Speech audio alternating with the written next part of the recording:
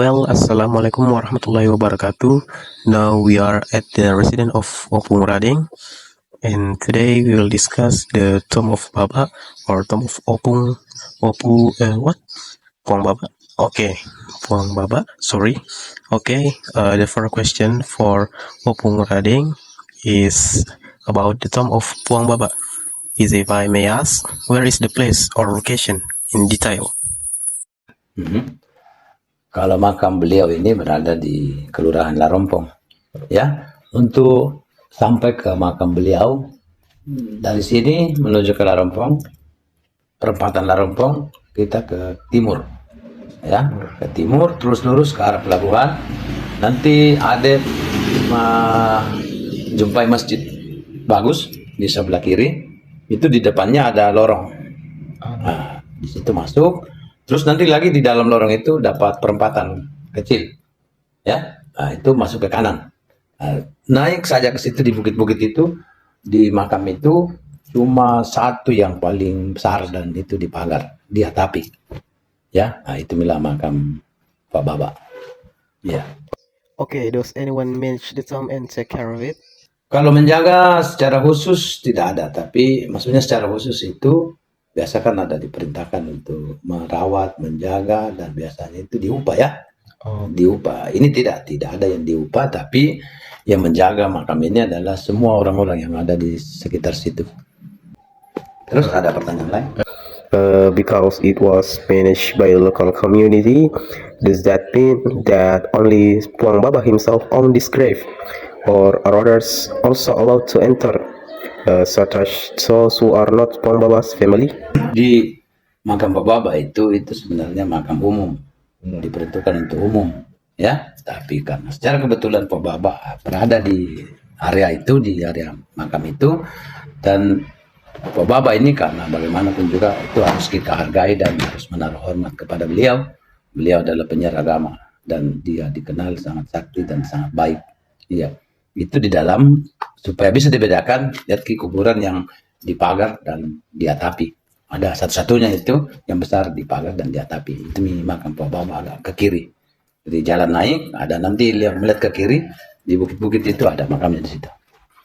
So it's mean that the tomb is indeed famous for the Puang Baba. Oh iya. Bukan hanya orang-orang di Lu yang datang bersiarat ke sana, tapi orang dari Wajo, dari Makassar, dari segala penjuru.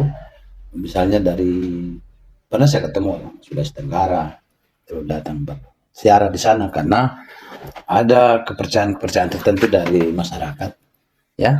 Karena masyarakat kita itu kan masih banyak yang paham animisme, ya. Paham animisme itu yang seolah-olah meminta kepada arwah-arwah, bukan mengandalkan Allah, ya.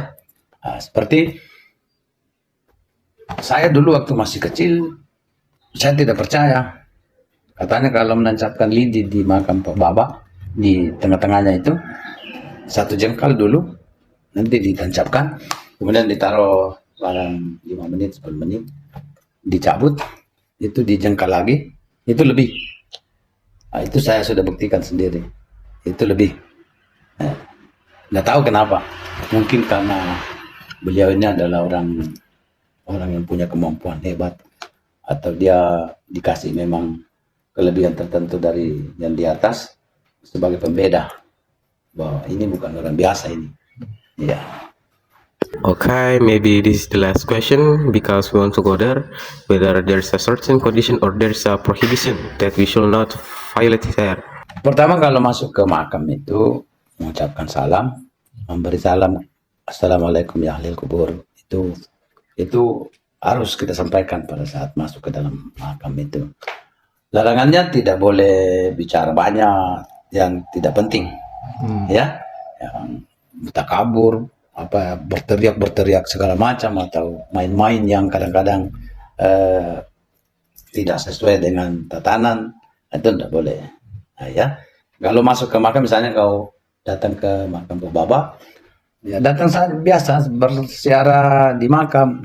Nah, sampai di sana doakan juga, toh. Ya, mudah-mudahan beliau selalu diterima di sisi Allah.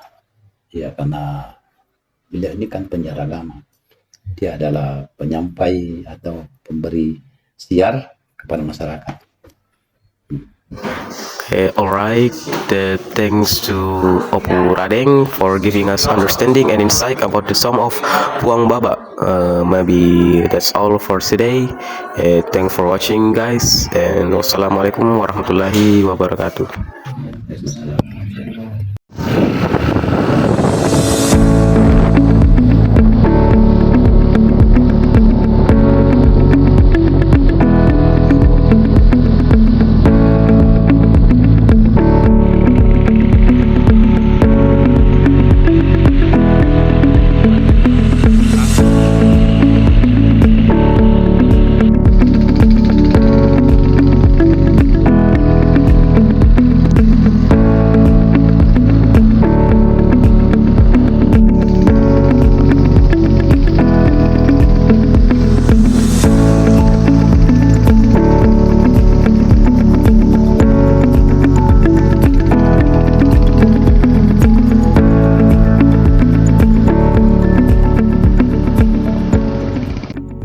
Assalamualaikum warahmatullahi wabarakatuh. Now we are at the cemetery and we will go straight to Puang Baba's grave. Yuk. Puang Baba, or better known as Puak Baba, is a figure who is respected in the Bugis Makassar tradition in South Sulawesi. He is known as a traditional figure who has had a big influence in building local community, especially in the field of religion, leadership, and culture.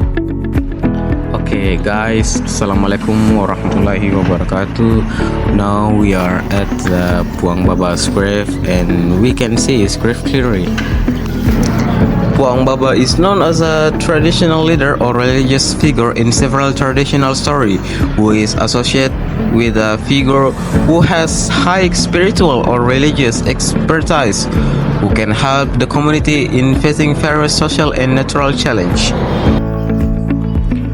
Puang Baba is respected for his contribution to spreading the teachings of Islam in his region. He is also considered a unifier of society through traditional tradition and local values passed down from generation to generation.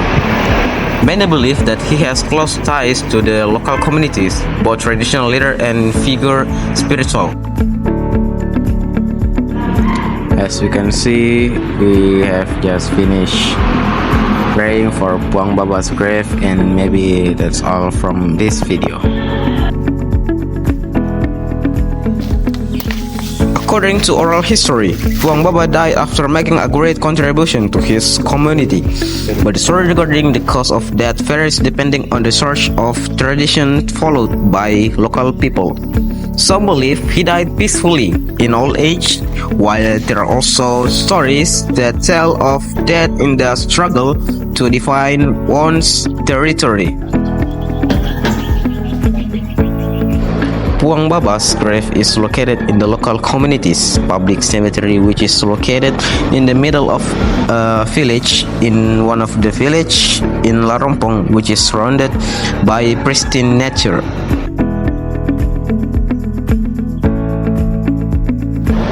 This tomb not only functions as a final resting place, but also become a spiritual center for the local community. Many people come to make pilgrimage, offer prayer, or simply honor Puang Baba's service in building their community.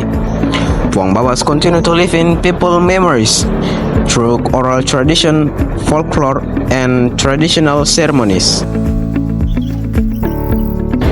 Puang Babas continues to live in people's memories through oral tradition, folklore, and traditional ceremonies. Well, that's all that I can show you. Thank you for watching this video, guys, and see you.